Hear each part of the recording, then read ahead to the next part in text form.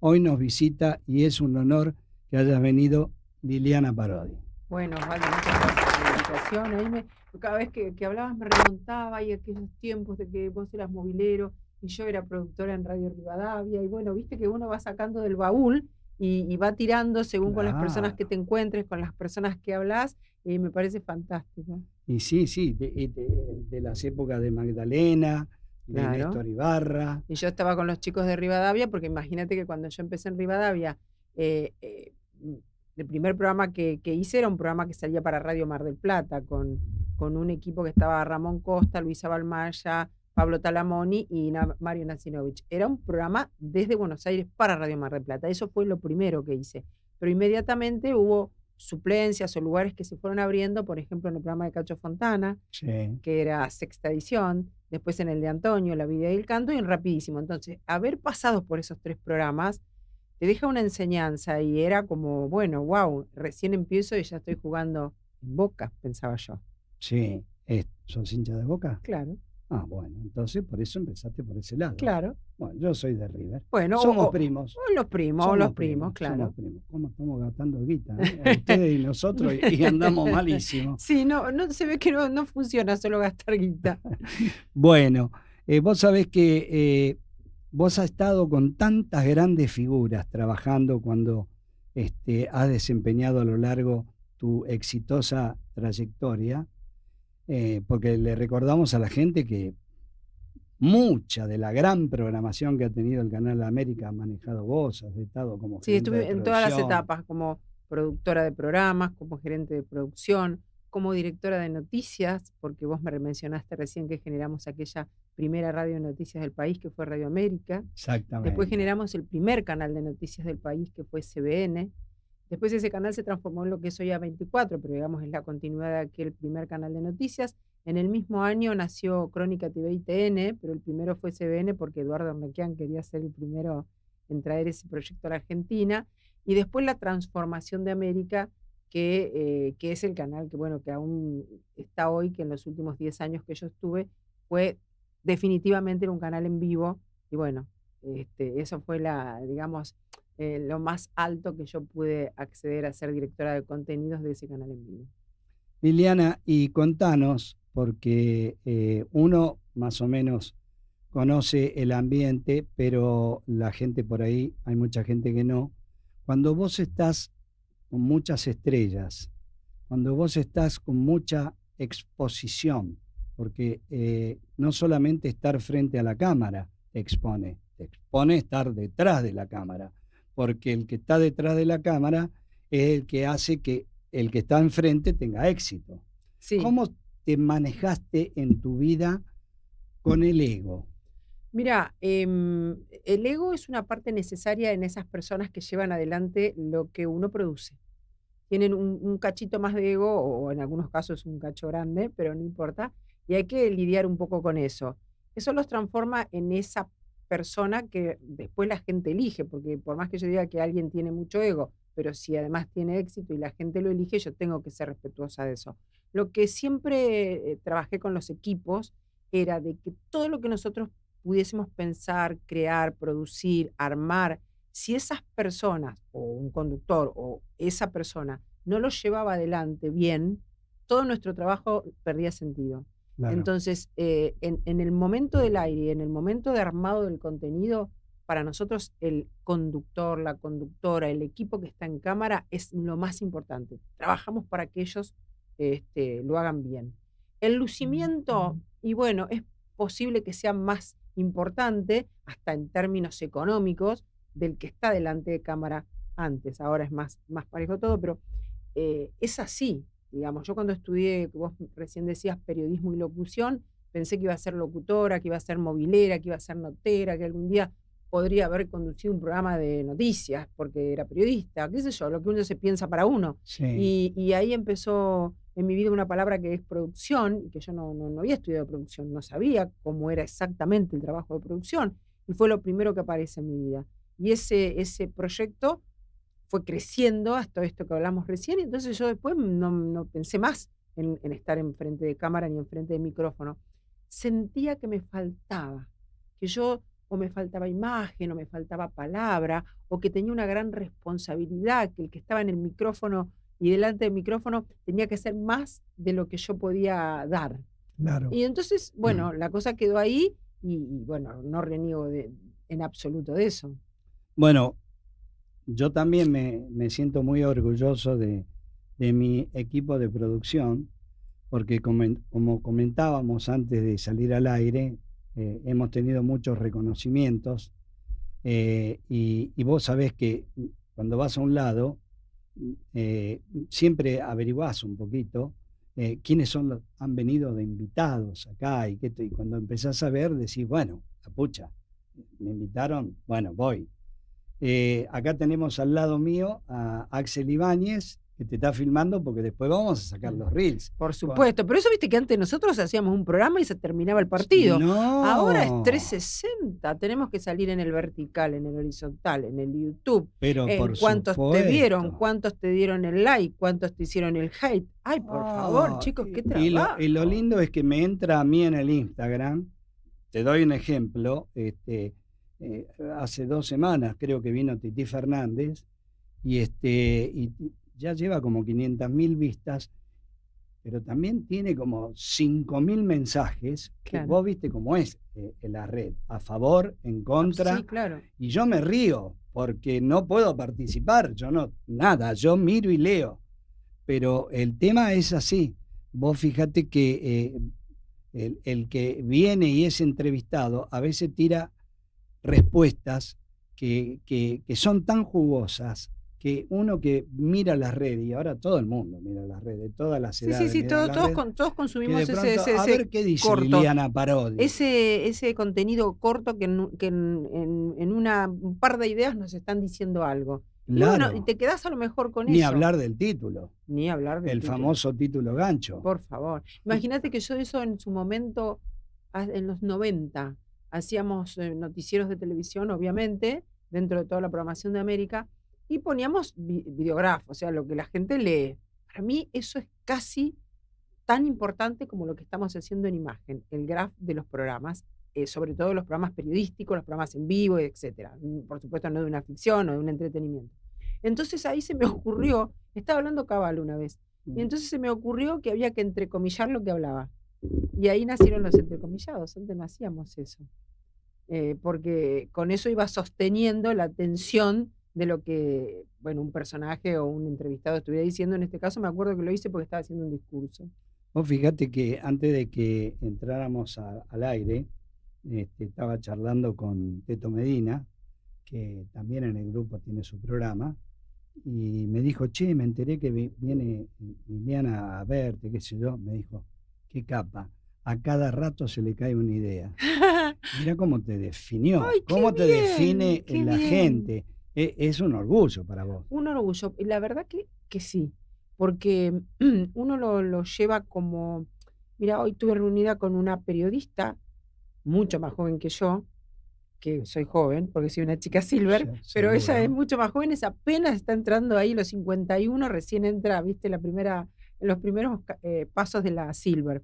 Y entonces yo le hablaba de esta cosa 360 y que ahora tuve que hacer todo un aprendizaje muy lindo, todo lo que sabía, pero tuve que como que volver a aprender. Y aprendo en el andar, porque estoy asesorando streaming y gente que hace comunicación digital, etcétera, etcétera. Entonces me empiezan a hablar de la métrica del horizontal, que yo, ponele que hace un año no estaba yo enterada de tanto detalle de esto. Y esta chica mucho más joven no estaba enterada hoy.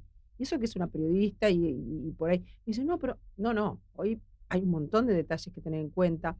Entonces, lo primero que le dije era que tenía una idea de ella para llevarle a un proyecto, a un canal. Ahí le digo, mira, yo me pasé tantos años escuchando ideas y las personas a veces creen que tienen ideas que son posibles.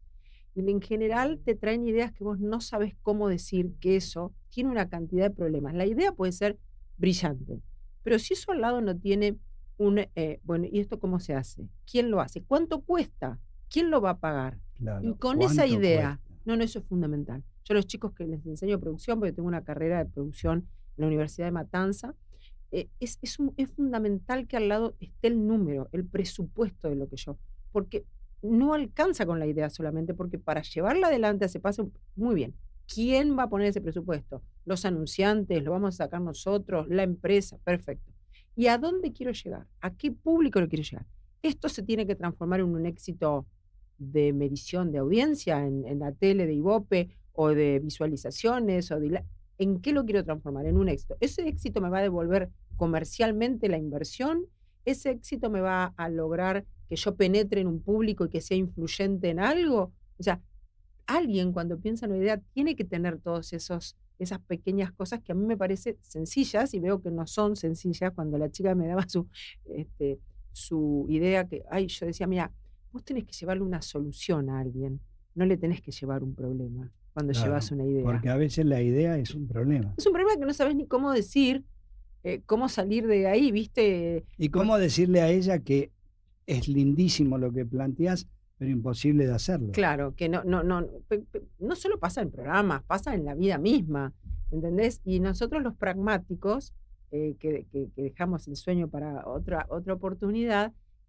bueno, eso ha sido una cuestión, y esto que me decías de Teto, que agradezco muchísimo, es eso, es decir, vos tenés que tener todo el tiempo como la idea, te hablan ayer estuve hablando con Carosa, que es el abogado, el representante de Moria, y bueno, nada, tenía que hablar de un tema con él, pero enseguida se me ocurría una idea con Moria, ¿entendés? Tampoco es tan difícil que se te ocurra una idea con Moria, pero es como que todo el tiempo es una cabeza, soy una productora, o sea, nada, se me dan las cosas así y pienso en modo idea de producción. Sí, sí, bueno, es que realmente hay veces que la producción, uno que ha vivido también un poco la producción, es tan importante como el periodismo. Vos Claro, fíjate, cuando yo me recibo en el grafo técnico, me, yo reci- soy del círculo. sí, me recibí con, ponele, María Laura Viñolo, con Laura Ufal, con Guillermo Franchella, con Luis Sartori, todos esos nos recibimos. Y los primeros trabajos que hicimos es para ya empezar a hacer la pasantía y ver cómo éramos. Fuimos al Pueblo Quiere Saber con Raúl Urtiberea Ay, qué genial. y ya arrancamos conociendo lo que era la producción. Entonces, y tiene un montón de secretos y tiene un montón de dimes y diretes y hay que tener carácter. Vos sos una persona que cuando tenés que decir no es no. ¿Te han insultado alguna vez? Pero imagínate, en vivo y seguramente muchísimo más, no de frente, porque una personalidad que tiene que lleva adelante un proyecto, o el proyecto de una empresa, o el que fuera, vos tenés que tomar decisiones. Y las decisiones no son simpáticas a lo mejor para 2 está fantástico, pero quedaron 5 afuera. O todo el tiempo es una cuestión de toma de decisión constante. Entonces, desde el productor que no sé qué cuestión tenía y le dijiste que no, los columnistas que creen que todos están para conducir programas y vos decís, yo no tengo programas para todos y además no creo que pueda conducir, pero además, Claro. ¿cómo le decís? No te voy a dar un programa. Entonces tenés que buscarte eso, pero igual se entera de que no le estás dando el programa, imagínate. Esas cuestiones sí, han sido duras para algunos y para mí también. Y después me he encontrado con gente como en la vida misma que ellos no me quieren, pero yo no los quería antes. O sea que ya de antes sabíamos que eso no iba a ser una buena relación, aunque las relaciones laborales yo las respeto, no me importa ni cómo piensen ni nada, es una cuestión laboral, ahí no mezclas. Pero de todas maneras, aún en las cuestiones laborales hay gente con la que sos más afín y podés pasarlo mejor, pero no es un camino de rosas. ¿Tuviste alguna anécdota con alguien que le tuviste que decir, mira, se terminaron tus tiempos acá, no me dis, o me han dicho de arriba, porque a veces uno también se escuda de arriba, que bueno, vamos a tener que hacer algunos cambios y que después esa persona que vos le tuviste que decir que se tenía que ir, haya venido y te haya dicho, Liliana, ¿sabes que después de unos meses me di cuenta que tenías razón?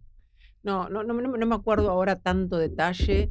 Sí me ha tocado decirle a muchas personas que terminaba su programa. Es más, un programa que hizo Vivi Canosa no hace tantos años, una especie de resumen del día que lo producía, creo que Gebel. Bueno, en América no funcionaba, no funcionaba y no subían los números y había que pensar en otra cosa. Hasta en el vivo del último programa de ella la fui a saludar y decir, ya era como, nadie te va a saludar en el último programa ni nada porque la cosa se cerraba. Y en ese caso ella me dio esa oportunidad y fue un cierre que a nadie le gustó, porque cuando nosotros pensamos en poner un programa, no funciona, pero no funciona para nadie, ni para el dueño de la productora, ni para el canal, ni para el conductor. Entonces, no es que, ay, le dedicamos un cierre de programa a alguien, ¿entendés? Después, no sé, en la época de Mirta me ha tocado también situaciones difíciles, porque ella es una estrella y había que llevar adelante esa producción y los invitados y tal. Y después, bueno, hubo momentos en que hubo que ir a buscarla para que haga el programa y ella siempre te dice que sí. Vos mañana la buscás a Mirta para trabajar y Mirta te Tremenda dice que ella. sí.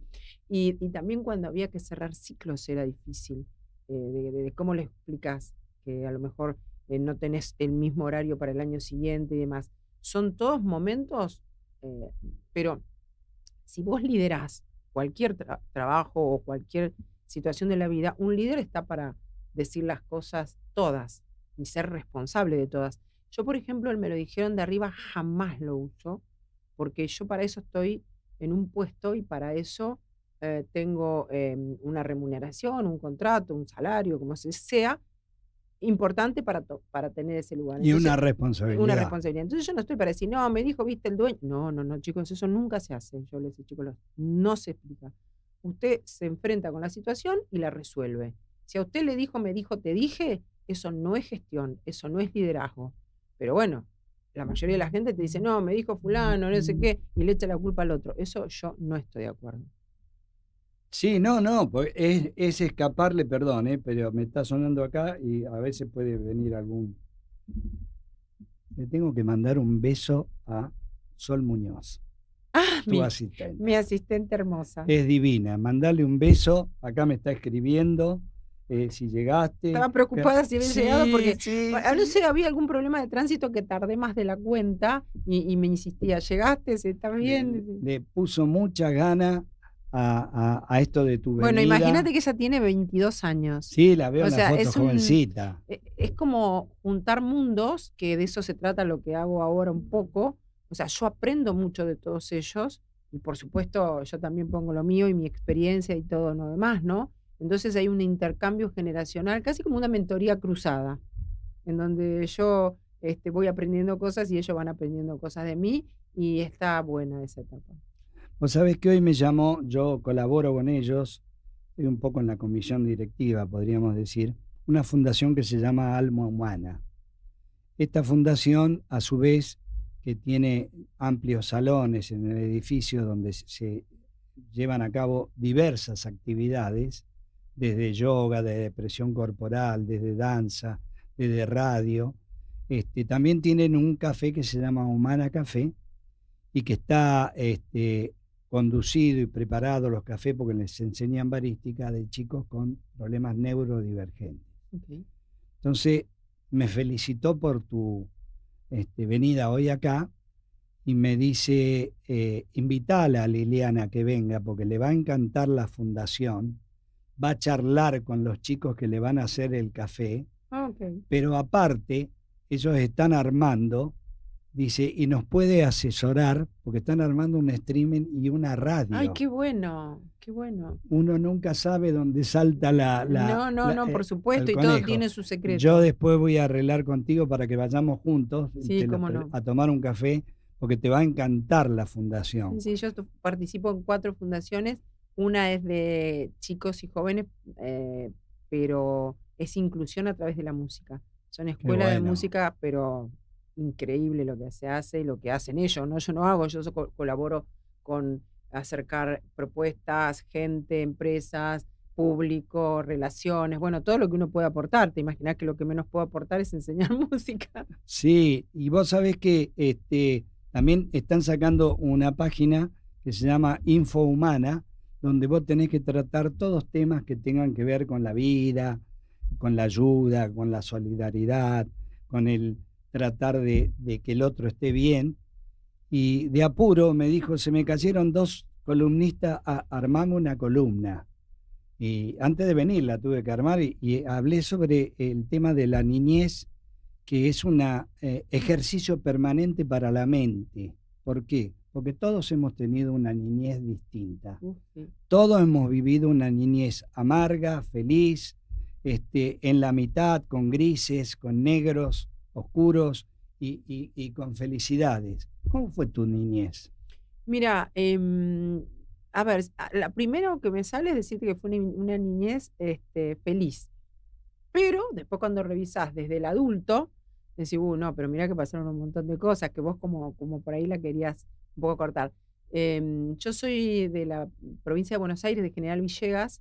Mi madre fue una mamá soltera de 19 años y así que toda la primera etapa de mi vida la viví con mi madre y mis abuelos. Mi madre y mi abuela trabajaban en las estancias de la zona, Ujú. una como empleada y la otra como cocinera. Y yo estaba ahí con ellas. Y entonces yo participaba de las reuniones y demás con los dueños de los lugares donde ellas trabajaban. Y siempre me trataron amorosamente, eh, compartía la mesa, me enseñaban a escribir. O sea, no tengo, todo lo contrario, tengo un recuerdo de sus casas, de sus lugares, de su amorosidad, de esos patrones de mi mamá y de mi abuela. Luego ¿No eso. existía el prejuicio de la mamá soltera en ese entonces Sí, para sí, esa sí, sí, gente? sí. No, esa gente no, era la empleada. No, nunca, nunca, en esa gente yo no lo sentí nunca. En el pueblo seguramente sí, pero no lo recibí yo, porque después cuando mi madre se casa, luego, y ya cambia esa relación laboral que ellos tenían, y fue cuando el matrimonio, ya con otros niños, se viene a vivir a Buenos Aires, y fuimos a vivir al Gran Buenos Aires duro y profundo, el Gran Buenos Aires sin agua potable, sin pisos de cemento, sin cloacas, con calles de tierra, ese Gran Buenos Aires. O sea que aquello que yo he vivido como una vida prestada con toda esa gente de esos lugares donde trabajaba mi madre, va a parar al Gran Buenos Aires duro y profundo, que también gente muy humilde, gente de todas las provincias, porque viste que el Gran Buenos Aires venía la gente de toda la provincia, entonces Sí, yo tenía sí, sí. compañeros, vecinos de todas las provincias. Ese era mi nuevo mundo, en escuelas una escuela muy, muy, muy pobre que había en un barrio de José Cepaz. Ahí fui, luego el séptimo grado pudieron mandarme a la escuela que estaba en el centro de José Cepaz, digamos, y ahí el secundario me becaron para hacer el secundario. O sea que tuve una infancia con todos los matices, pero aún en esa época de la falta de medios y el agua potable y qué sé yo, uno no tampoco es que yo lloraba porque me faltaba, porque tenía frío, porque había que comprar querosén para calentar. No siento un recuerdo duro de eso. Es un recuerdo, como era un recuerdo de la estancia o como era un recuerdo de eso. Te va forjando carácter, te va forjando Claro. vida. Mi madre se separa, violencia de género, bueno, todas esas cosas. Y a los 15 años yo empiezo a trabajar. Antes de terminar el secundario, bueno, ya estaba trabajando.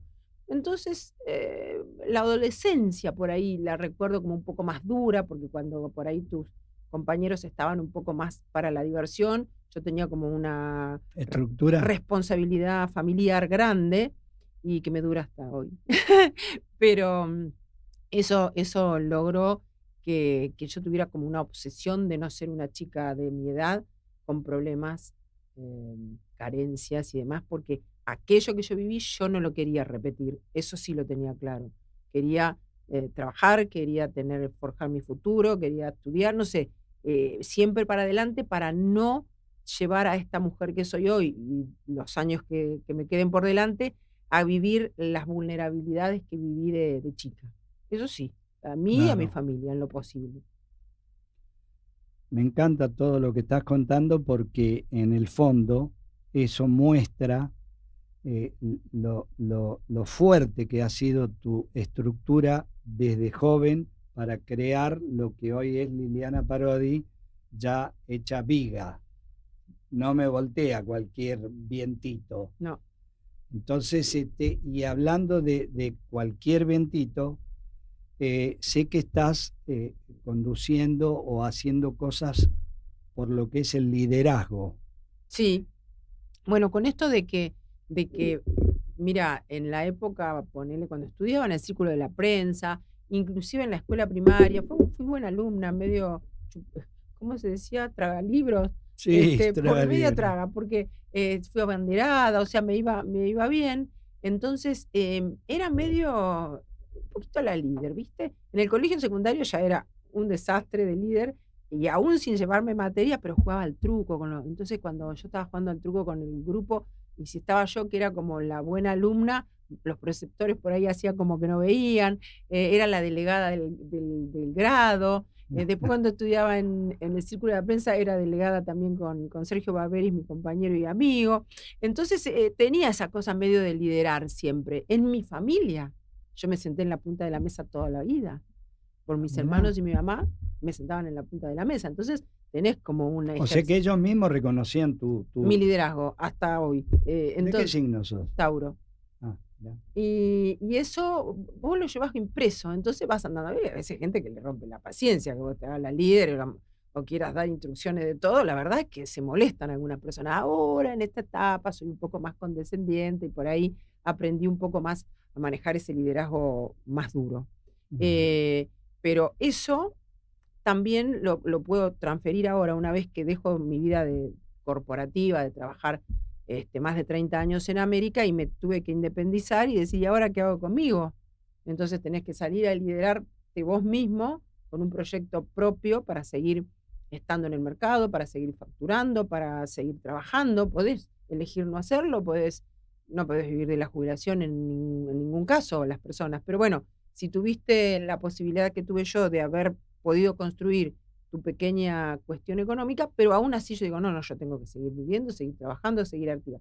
Entonces, en todo ese mundo empecé a estar en eventos de grupos de mujeres muy importantes, organizaciones sociales, etcétera, y entonces yo siento que las personas y las charlas y donde me convocan y donde voy, el liderazgo es uno de mis temas, desde todo punto de vista, desde el laboral, desde el profesional, desde el humano, desde la mujer, cómo construir una carrera en una empresa, cómo sortear. Me podría hacer un curso como el de Wanda, ¿no crees? Y lo subo a internet.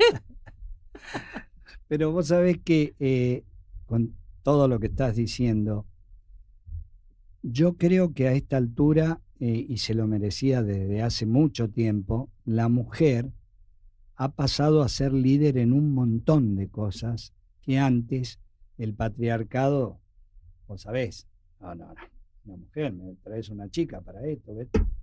Y hoy te pasan el trapo, este, porque no cualquiera puede ser líder. No, no cualquier hombre tampoco. Por eso, O sea, hay que estar preparado porque el liderazgo no es una cuestión de gente que da órdenes o que se para arriba de algo.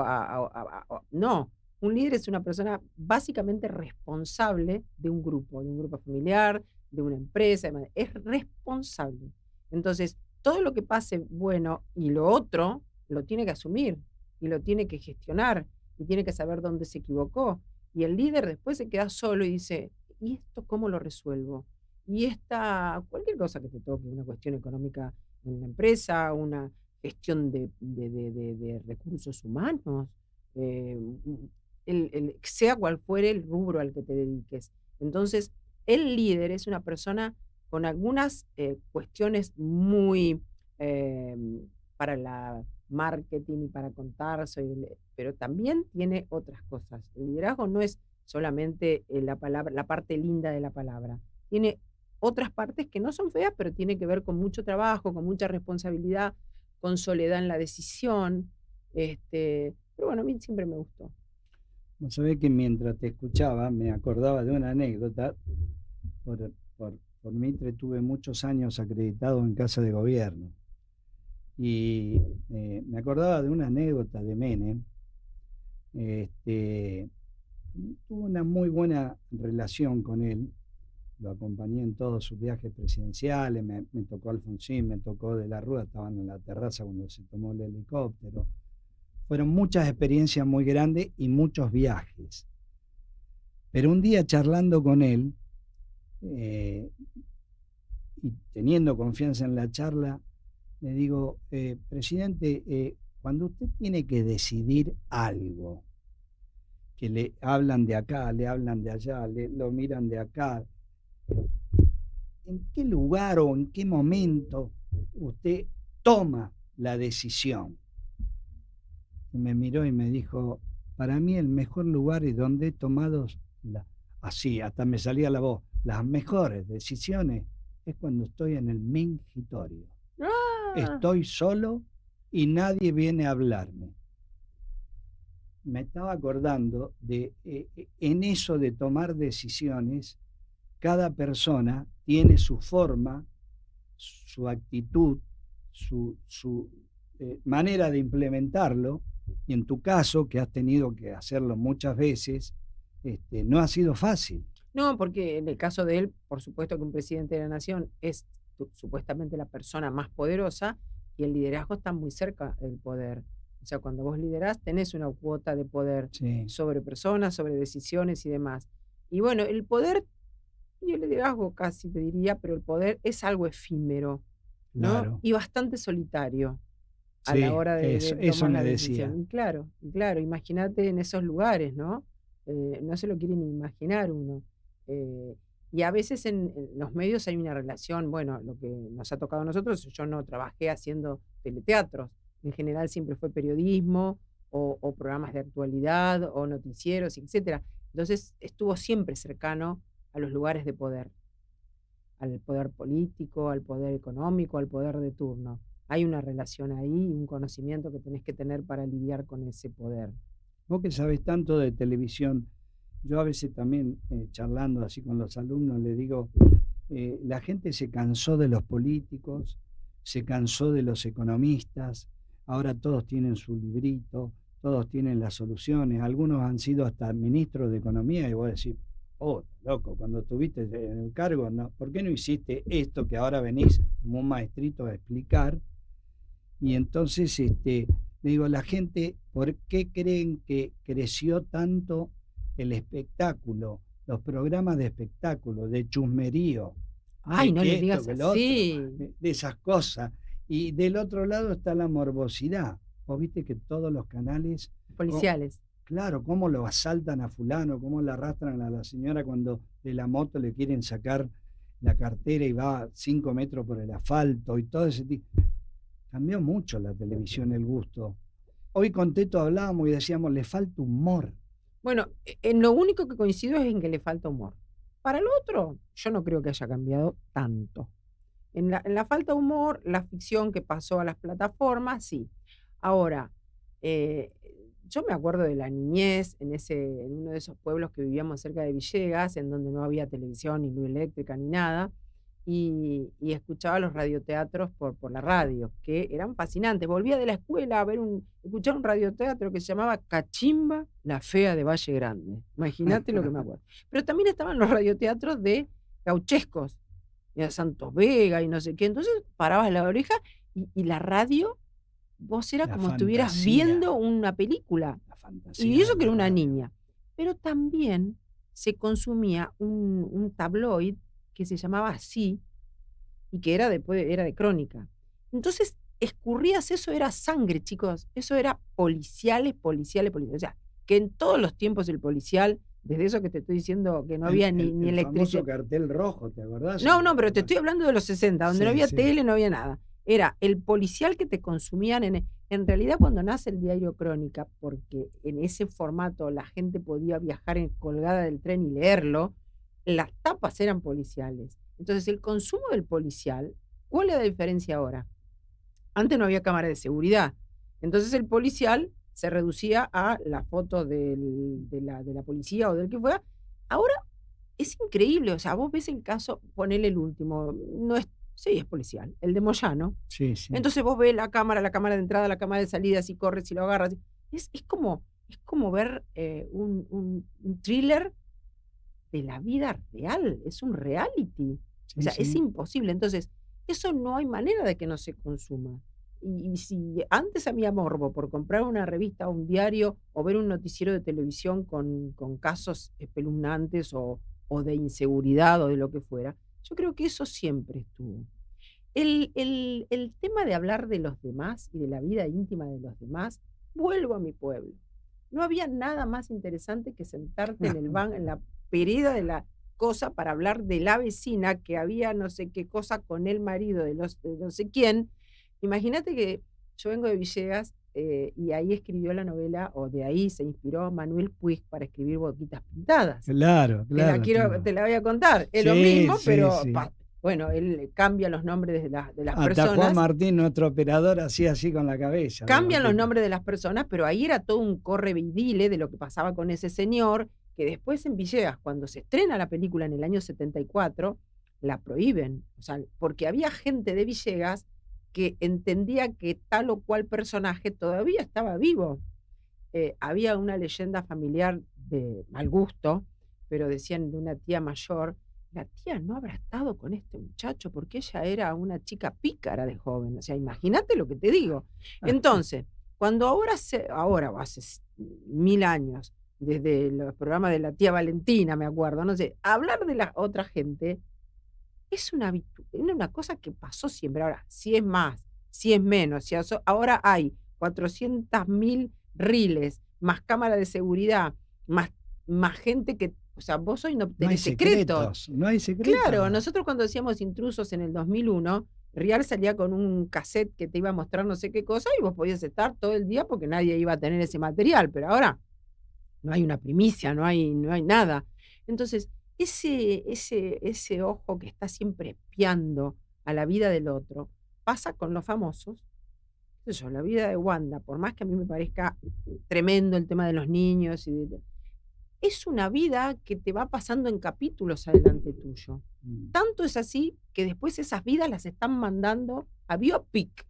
Ahora Sí, vamos a ver la claro. vida de Moria. Memoria, sí. Entonces, yo no estoy tan segura de que no sé. Y si vamos a los libros de novelas o a la literatura fantástica, a la literatura latinoamericana, Stephen King, hay todo de eso. todo. Sí, sí. Entonces, hoy está como todo tan expuesto porque son miles de horas de televisión, radio, diarios digitales, diarios en papel, teléfono todo el día, donde uno está scrolleando y a ver dónde se para ver el tema más.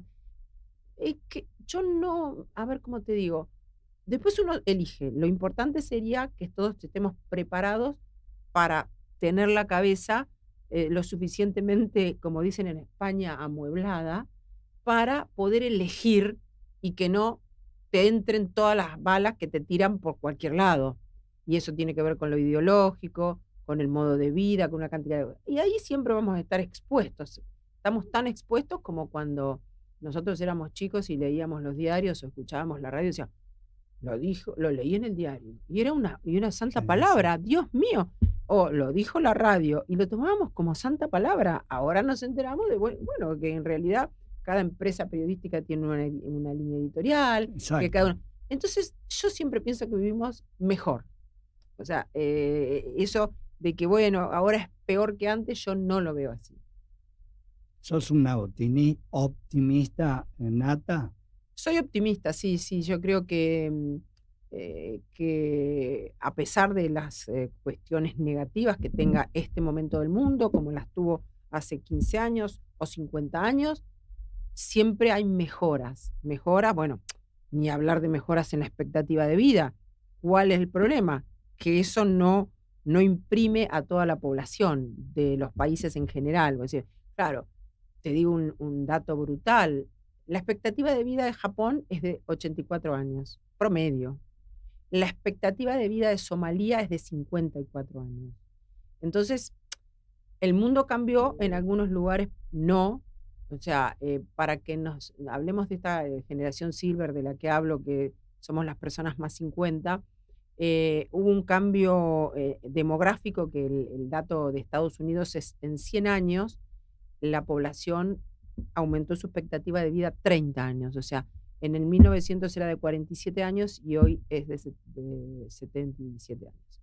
Entonces, todo eso es por mejoras en la medicina, mejoras en el bienestar, en la salud, en la educación, en una cantidad de cosas. ¿Es parejo para todos? Y no. Ahí nos está diciendo, Juan, ponete por favor el auricular que tenemos unos mensajes, a ver. Muy interesante la entrevista. Quiero preguntarle a Liliana si por algún enojo o discusión alguna vez tuvo ganas de irse de algún medio. Soy Mariela de Constitución. Ah, no, sí, no, enojo no. Cada vez que venía una nueva gestión, o sea, porque América cambió de accionistas como 4 veces, más o menos, o 5 en mi estadía. Entonces sabías que venía una nueva gestión y que podías estar de patas en la calle. O sea, y ahí a veces te daba, porque vos eras a lo mejor en la gestión anterior una persona importante, pero cuando viene otro accionista dice, mira, es más, un señor súper importante en los 90, yo era productora general, me había autotitulado yo, porque estaba todo el día, los otros eran ejecutivos, entonces yo era productora general. Me ponía el cartel de productora general que después quedó para mucha gente. Entonces viene una nueva gestión y entonces el director, que era un hombre re importante, me dice, vení vos acá, productora general, y me dijo que iba a ser su asistente. Y ahí no me fui, me la refumé. O sea, en realidad nunca me enojé lo suficiente como para irme. Siguen los buenos invitados al programa. Qué bueno conocer la historia de un proceder como Liliana. Saludos, Norma de Saavedra. Bueno, Ay, qué gracias, amor, muchas gracias. gracias. Hola Osvaldo, ¿cómo andás? Buenas tardes, soy Ernesto de Ciudadela. Me gustaría preguntarle a la invitada quiénes han sido sus referentes a lo largo de su vida profesional. Te mando un beso, te sigo escuchando muy atentamente. Bueno, gracias, gracias. Bueno, naturalmente lo que te comenté al principio de haber arrancado con Cacho Fontana, Héctor Larrea y Antonio Carrizo me quedaron impresos para siempre. Qué maestro. Eso fue un acelerado. Y después, lo comenté estos días, inclusive lo subí a Instagram porque apareció ahí, un aviso que tiene 35 años de América. Si bien yo recién empezaba como productora de la radio, del canal, y entonces llega el Canal América, al grupo. Y no sabíamos ni qué hacer, teníamos un solo estudio, no había presupuesto, no era que vos decías, tenés una señal y ahora te pones a hacer Telefe, Canal 11 en ese momento, o Canal 13. No, vos tenés una señal, pero vos no tenés estudio, no tenés presupuesto, entonces, ¿qué hacía? Bueno, entonces en ese momento Enriquean contrata a Juan Alberto Badía, Qué maestro, ¿no? Chosurian y Gaustein, que venían de gestiones de otros canales, y les dice, bueno, tengo esto, un estudio, un presupuesto acotado, qué sé yo. Y ellos generan un programa que duraba 9 horas y que cada 2 o 3 horas cambiaban el conductor. Entonces había una dupla que era Cecilia Suberbuller y Luis Fuxam, otra dupla que era Víctor Hugo Morales y Cecilia Laratro, otra que era Mario Mactas y Luisa Delfino, y el cierre era Juan Alberto y María Esther Sánchez. Y había un móvil.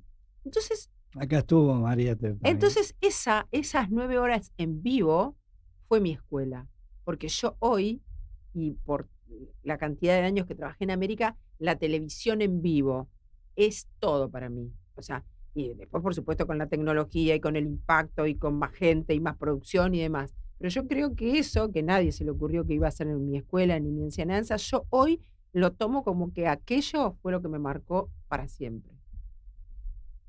No hay, ahí está. Bueno. Vos hablaste recién de el tema de Silver, el más de 50. Acá tuve un invitado con el cual trabajé, francés, Philippe Lecuyer, que es uno de los grandes modelos Silver que tienen muchas fábricas de ropa y de zapatos. Así que si en algún momento querés hacer algo con modelos Silver y qué sé yo, también te conecto. Pero digo, ¿qué es lo que estás dando a conocer vos? O promoviendo desde ahí. Promoviendo o juntándote con gente así? Mirá, eso nace después de América, al poco tiempo, y charlando con la doctora Andrea Falcone de cosas, porque compartíamos algún grupo y demás, y entonces ella me empieza a hablar de que tenía un fórum que hacía una vez al año, que había hecho el primero el año anterior, y ese era el Sí, segundo año que ella hacía el Silver Economy Forum. sí, Y yo no tenía ni idea lo que quería decir silver. sí. Entonces me dijo Liliana por las canas, economía Claro. plateada, economía silver. Ah, bueno, qué bien. Bueno, entonces me invitó, yo ese año fui a dar la apertura de ese congreso, y como yo había terminado mi vida corporativa hacía poco tiempo, había un movimiento, hay un terremoto interno que digo, bueno, ¿y ahora qué hago? ¿Me van a llamar para darme un trabajo como el que tenía? ¿Me van a decir, tenés demasiada experiencia? ¿O sos una chica muy grande?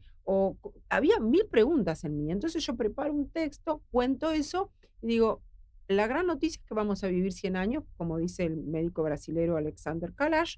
Entonces, acabo de pasar apenas un poco más de la mitad de mi vida. Ya me veía como simpático el asunto. Y entonces, y también me di cuenta de que soy una chica silver. Y la chica silver, que me transformé porque me autoproclamé en ese momento, empiezo también a trabajar con Andrea, me convocan a charlas, empiezo a conocer un poco más. Bueno, en todo el mundo se está trabajando sobre el tema, sobre la economía plateada. Somos una porción muy activa de la población, activa en todos los términos, en talento, en experiencia, en consumo. Somos el 40%, consumimos el 40% en el mundo del consumo. Si nos acomodan a todos los silver formamos la tercera economía del mundo. No estoy hablando del romanticismo, estoy hablando de economía, de actividad, Sí, de sí, trabajo, sí. etcétera. Por supuesto que con esto que te conté antes, que yo tenía obsesión en ser una silver, ahora me entendés, silver, vulnerable, si yo puedo advertir a las jóvenes como él, por ejemplo, y decirle, ¿te pensaste a tus 80? ¿Cómo vas a cuidar a ese de 80 desde hoy? Económicamente, en Claro. salud, en afecto. Cuanto antes empieces es mejor. Eso para los jóvenes. Hasta hay tablas de cuánta plata podés ir invirtiendo para que eso se transforme en tu bienestar allá, porque quién sabe si vas a tener quien te cuide, si de dónde va a venir la cosa. Si Seguro. no prevemos eso, la vida se extendió mucho, entonces vamos a ser muchas personas vulnerables y no va a haber Estado que cuide y soporte eso. Entonces, a los que ya pasamos los 50 y que podemos seguir construyendo, por supuesto que hay que lograr que el talento silver o senior sea advertido por las empresas. Que las políticas públicas no hablen solamente de la vulnerabilidad de la edad, que hablen de esta porción que aún trabaja, que aún está activa, que en las familias, por supuesto, el sesgo de, escúchame, a mí no me vas a decir clase pasiva, porque te reviento, o sea, ni tampoco lo soy, o tercera Seguro. edad, o hay 6 generaciones viviendo en el mundo, no hay más tercera. Entonces hay que sacar palabras que ya no corresponden, decirle a la persona, soy jubilado, pero porque como te lo dicen despectivamente, Sí, jubilado, siempre. retirado, entonces es dañoso para las personas. Es como a un chico joven decirle pendejo, qué sé yo, no, no, nene, dale. Y en ese orden, yo digo, bueno, ¿qué me corresponde a mí? Cambiar la narrativa. ¿Qué me toca a mí en esto de ser una comunicadora? Contarlos en distintos ámbitos. Entonces, voy a charlas, armo las charlas de acuerdo también al público que me toca, tengo que ir a un grupo de seguros, tengo que ir al sur a hablar a una empresa de construcción que trabaja en coliving, viste, edificios para convivir personas que a veces decimos, che, ¿por qué no vivimos Ah, todos y sí, sí, armamos una sí, comunidad sí. distinta? Bueno, todo ese tipo de cosas, pero se requiere de mucho más información para que se abran un poco las cabezas y salga la cuestión del sesgo y las personas también se sientan incluidas. Porque a mí me pareció simpático nombrarme así y así voy por la vida. Pero hay mucha gente que no, que le da como un bajón, que no quiere arrancar. Y ahí, Osvaldo, es individual. Por más que yo me ponga acá a contar todos los días los beneficios y lo bien que me hace ser una silver activa, aunque me duela la rodilla, no te voy a convencer. Es una cosa de uno. Pero a mí me obsesiona no ser una persona dependiente. Entonces, bueno, pero yo entiendo que cuanto antes se pueda empezar a pensar como jóvenes es mejor. La cosa viene larga, prepárate porque es una larga vida. Entonces agarré y le empecé a poner, ¿Y cómo los llamo? ¿Todos silver de los 50 a los 100? Es un montón. Yo no sabía, ¿viste? Cuando vos estás en el jardín infante y en la primaria, les digo silver junior, 50 a 60 más o menos. Secundaria y universidad, silver teen, 60 a 80, ahí. Y después de los 80 sos un silver senior, que tenés todos los títulos, que tenés la vida ya como más para toda esa experiencia, vivirla, disfrutarla, qué sé yo, si tu salud te acompaña, si tus afectos te acompañan, si tu salud financiera te acompaña. Para todo eso lo vas a tener que trabajar antes, porque cuando más tarde te acuerdes, es posible que esos sean unos años más difíciles. Liliana, para ir terminando, porque vos sabés que los tiempos pasan rápido. Rapidísimo. Y me gustaría hacerte una última pregunta y una última reflexión. Si Liliana Parodi se parara frente a un espejo y se mirara un ratito, ¿qué cosas que hiciste no las volverías a hacer y qué cosas que no hiciste sí te gustarían hacerlas? Mira, fui una persona muy acomplejada. Tuve la juventud, poner de los 20 a los 30 y demás, siempre pensando que eso no me correspondía a mí, que yo era no sé qué, sufría mucho por enamoramientos, era una enamoradiza de esas que siempre iba para donde no tenía que ir y siempre, o sea, la pasaba mal. Yo le diría a esta, pero vos sabés lo que había en el futuro, ¿por qué la pasabas tan mal? Podía haber pasado bien. No es que, digamos, pero realmente me arrepiento de haber sido de pensar y tan retorcida y tan hacerme mala sangre y tan tonto. No, fin de ese tema. ¿Y qué me gustaría? Y me gustaría que la salud me acompañe en los años que me queden por vivir y que yo pueda seguir brindando a las personas cercanas todo lo que pueda. Pero es un deseo que trato de ir construyendo todos los días. Liliana, ha sido un orgullo que para nosotros, los integrantes del equipo de Hablemos de, que hayas estado acompañándonos. Gracias por invitarme. No, espero que la hayas pasado bien en la fabuloso. charla. Se pasó muy rápido. Se pasó muy rápido. Bueno, eso es lo lindo cuando se pasa rápido, es que uno no se aburre. Claro. Nos enseñaste muchas cosas, seguís siendo una gran docente al hablar, y cuánta gente que ha pasado al lado tuyo ha aprendido y debe haber aprendido muchas cosas. Vos sabés que hay algunas que dicen, yo soy de la escuela Parodi. Por esas cosas que yo marcaba en el canal o en el trabajo, qué sé yo, y ellos ahora repiten y dicen, no, yo soy de la escuela Parodi. Digo, bueno, eso está buenísimo.